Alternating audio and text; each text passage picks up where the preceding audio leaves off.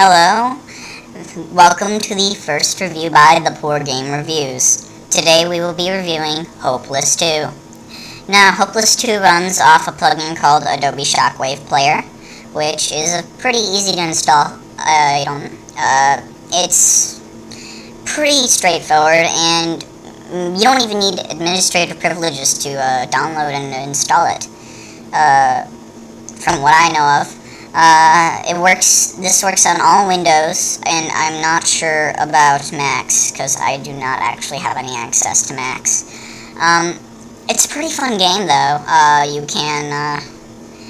It has all of the normal controls for a generic first-person shooter, WASD for movement, spacebar to jump, and you can customize it if you don't like it that way.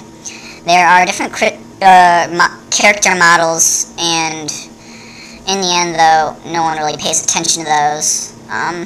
And there are different servers, and apparently they're all over the world, but I just stick to England, Europe, whatever.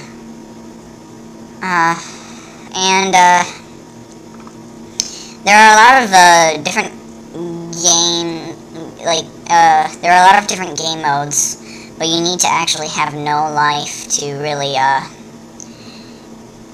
get into those game modes. There's like team deathmatch and things like that, but this is just the first one you unlock, and oh, by the way, that is an issue right there.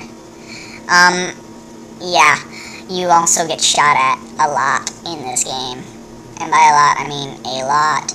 And you will find it's much more fun not to play online, as it is like you get a few friends to play and then set up a server where no one else would be at, such as the necromanthus server, and then just have 3 or 4 people play at once, instead of having a large group of people play, which is a lot less fun.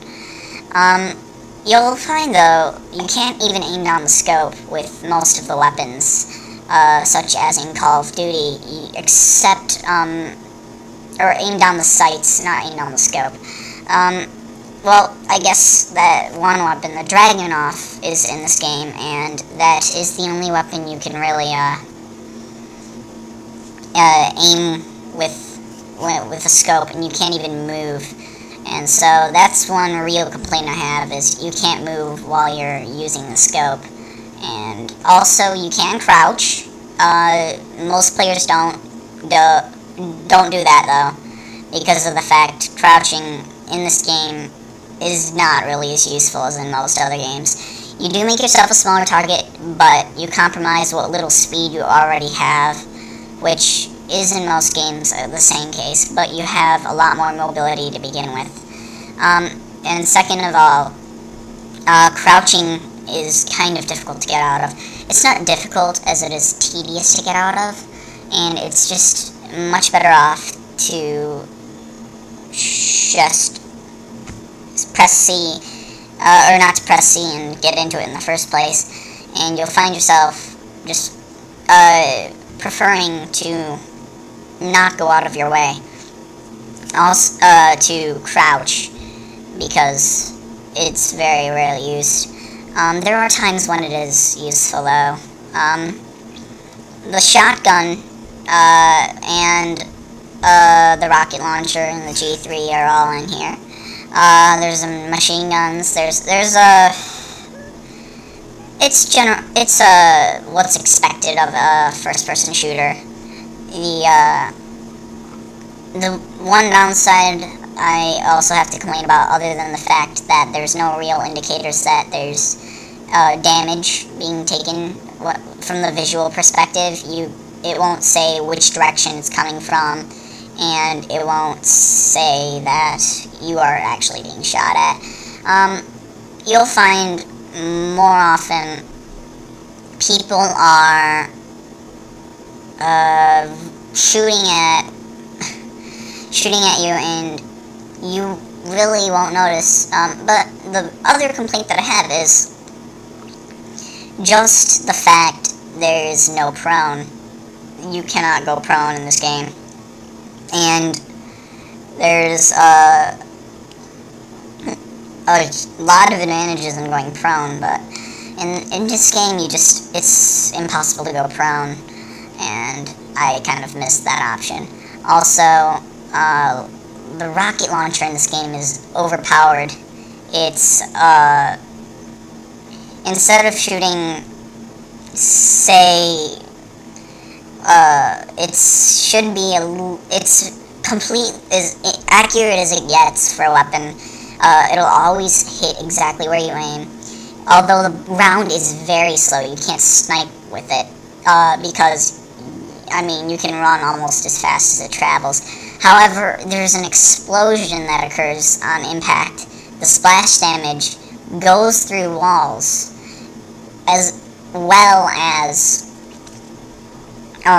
ledges, and so you can really, the splash damage is kind of overpowered because, and it's also inconsistent almost. You can be a mile away sometimes and the splash damage will somehow hit you. There's mods that you have, the, like, damage mod, which will increase the amount of damage you have.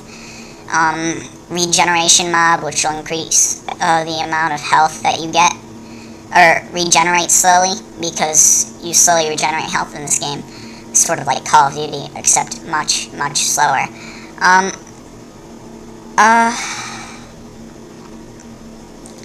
You'll also see that when you're playing in this game, that there are a lot of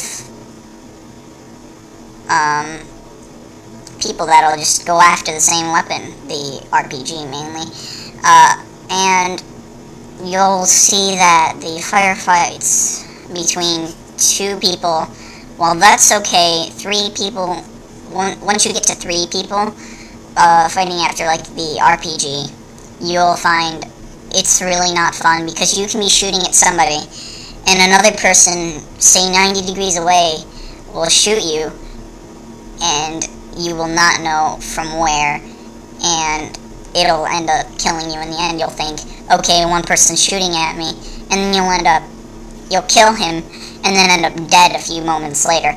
One other thing is, you'll find yourself, while there are a lot of points on the map you can spawn, you'll find yourself spawning next to a lot of people for some reason or another, when maybe 2 or 3 people die at the same time.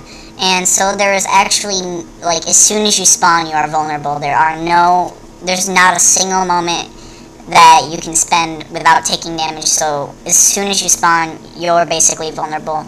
And nobody really spawn camps, but when 2 people spawn next to each other, the person who spawns slightly before will generally lose the fight, because you'll spawn right on top of each other, and then it's generally just an unfair thing that they should really work on in this game. I believe here's the dragunov that I'm holding. When you scope, everything turns green. Who knows why? And when you look through the scope, and when you look through the scope, you can't actually move, which is, I don't know if I said that already or not, but it's kind of a complaint of mine. I really don't like it. These maps are pretty big, but you'll still find yourself, see, I'm crouching right there, and you move a lot slower. It's just something I've never really liked. So, there's really certain items in the game, certain guns or weapons, just aren't as good as others. And so, when you're playing, just work towards whatever you need to do, and you'll find bunny hoppers like that.